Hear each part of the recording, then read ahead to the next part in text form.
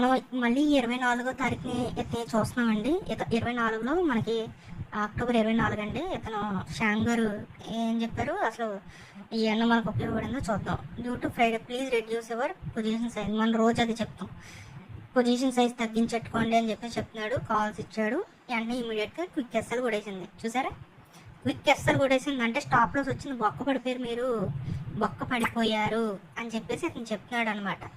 చూడండి, సెన్సెక్స్లో ఇమ్మీడియట్గా stop loss కొట్టేసింది. అది స్టాప్ లాస్ కొట్టినంటే అది సిఈ సైడ్ ఇచ్చాడు కదా, ఇమ్మీడియట్గా ఇది క్యాన్సిల్ కొట్టేశాడు అనమాట. నిఫ్టీ అతనికి నమ్మకం లేదంక, ఇది కూడా బొక్కడు పొద్దు అని చెప్పేసి ఇది కూడా క్యాన్సిల్ కొట్టేశాడు, క్యాన్సిల్ ఫర్ నవ్వు. తర్వాత మళ్ళీ పీ సైడ్ ఇచ్చేసాడు ఇమ్మీడియట్గా, సిఈ సైడ్ కాకుండా మళ్ళీ పీ సైడ్ ఇచ్చేసాడు. అంటే అది వర్కౌట్ అవ్వలేదు కదా, అందుకని ఇందులో ఏదైనా వర్కౌట్ అవుతుంది కదా అని చెప్పేసి చెప్పేసాడు.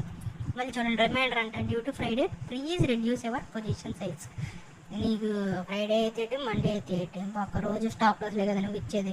చూడండి ఏతను అసలు మనిషేనా చూడండి ఒకసారి. Stop loss taken will wait అంట.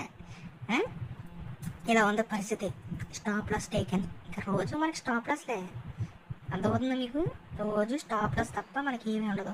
అది స్టాప్ లాస్ కొట్టింది కదా, అన్నీ ఇది క్యాన్సిల్ చేసేస్తాడు అనమాట. అది పీ కదా, అతను ఏ సైడ్ తీసుకుంటే ఆ సైడ్ స్టాప్ లాస్ పడతాయండి.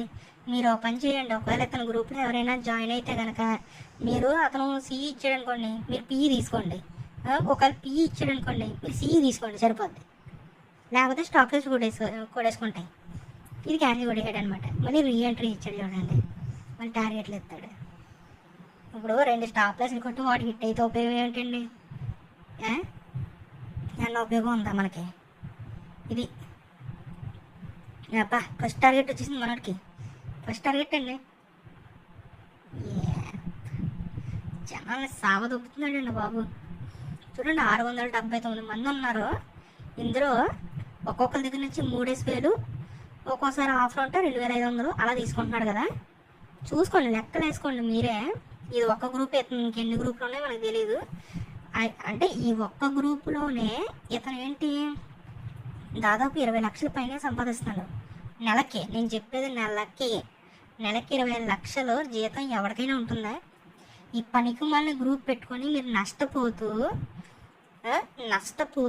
ఇతనికి డబ్బులు ఎందుకు చెల్లించాలండి? అసలు ఇమ్మీడియట్గా ఇతన్ని డబ్బులు ఎవరైతే నష్టపోయారో డబ్బులు అడగండి. డబ్బులు అడగండి, ప్రతి ఒక్కరు. అదవుతుంది, డబ్బులు అడగండి. మీరు ఏదైతే అనుకుంటున్నారో, అంటే మనకి లాస్ వచ్చింది, మిగతా వాళ్ళందరికీ ప్రాఫిట్స్ వచ్చాయని చెప్పేసి అతను పెట్టే స్క్రీన్ షాట్స్ బట్టి మీరు అనుకోవచ్చు. బట్ లేదండి, రియాలిటీ ప్రకారం చూసుకున్నట్లయితే ఇతని వల్ల ఒక్కడికి కూడా ఉపయోగం లేదు. ఓన్లీ ఇతని వల్ల ఇతనికి మాత్రమే ఉపయోగం. అదవుతుంది. ఇతను ప్రతి ఒక్కరు కూడా క్వశ్చన్ చేయండి దయచేసి. ఇతని గ్రూప్లో ఎవరు కూడా ఫాలో కాకండి. ఎవరైనా వాళ్ళు డబ్బులు కట్టి జాయిన్ అయినా కూడా పోతే పోనీ కానీ 3,000 ఇమీడియట్గా ఎగ్జిట్ అయిపోండి, అది నుంచి డబ్బులు నష్టపోతారండి. ఓకే.